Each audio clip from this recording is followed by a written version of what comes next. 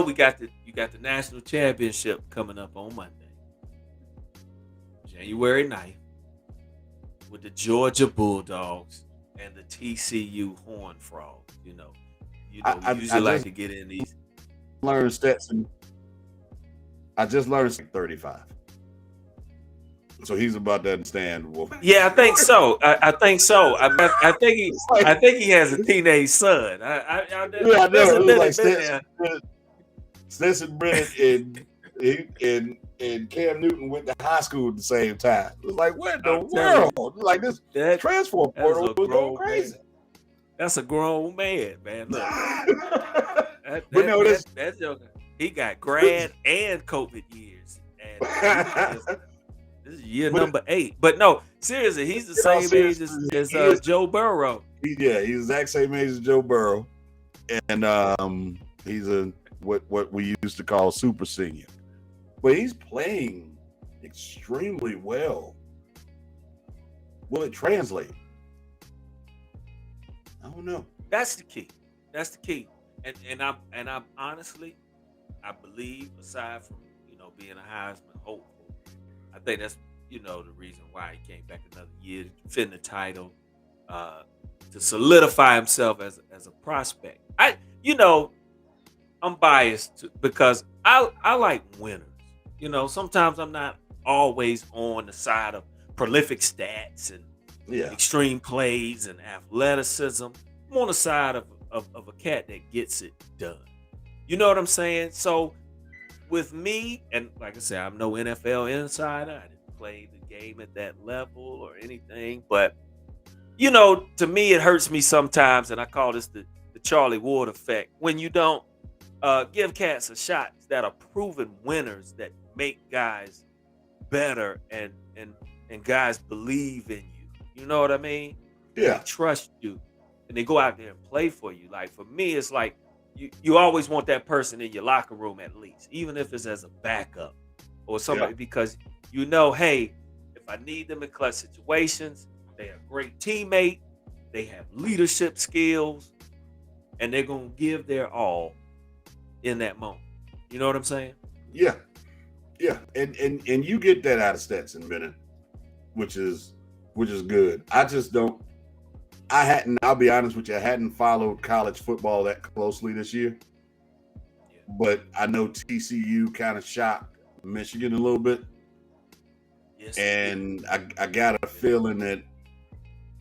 So there's two things. So there's the team that shows up for coronation, and then there's the team that's hungry. If those are the teams if those two teams show up this weekend, I can tell you now TCU's gonna win the game. What? If Really feel Georgia that? shows up, no, if Georgia shows up for coronation, Yeah. TCU's gonna win the game. Like it's that simple. That's how much of the game is mental. Yeah. When they go, it's like if Georgia shows up and they just expect TCU to roll over, TCU's Yeah. gonna roll Georgia.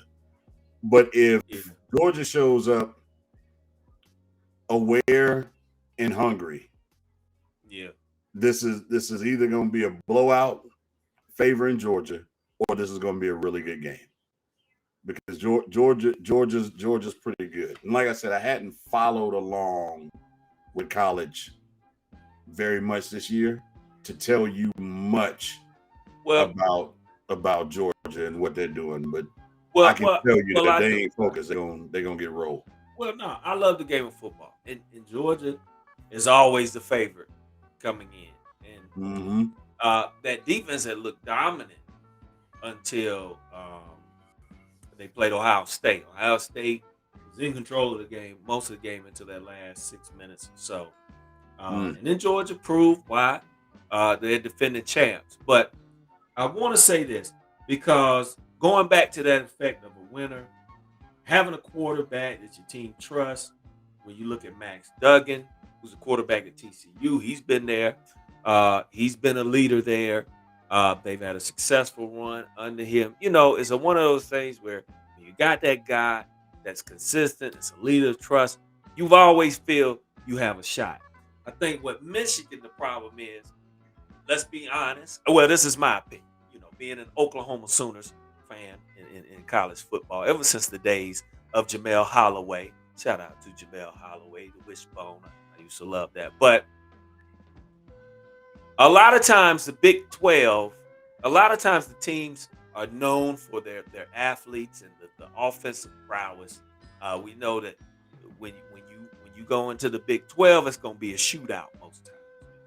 Yeah. Heard the team with the ball last is going to win, right? We know that high octane offense. I think a lot of times the defenses and everything don't get a lot of respect, and you saw that with the quarterback from Michigan, who made the statement about if they run this, it's going to be smash mouth or whatever. And I think the defense of TCU rose up, and I don't think Michigan was expecting that. You know what I'm saying? I think they were expecting to control the ball, dominate, and then eventually TCU may lay down. It may not be fair to the whole degree, but I'll hush and pass it back to you, Mac. But I just think when you're playing at this stage where it's one game and done, you cannot underestimate anybody because they're there for a reason. Right. All right. No matter what league you're in, if you can sustain and go a whole season undefeated, or like TCU, they lost in the Big 12 championship. It's hard to beat a team twice.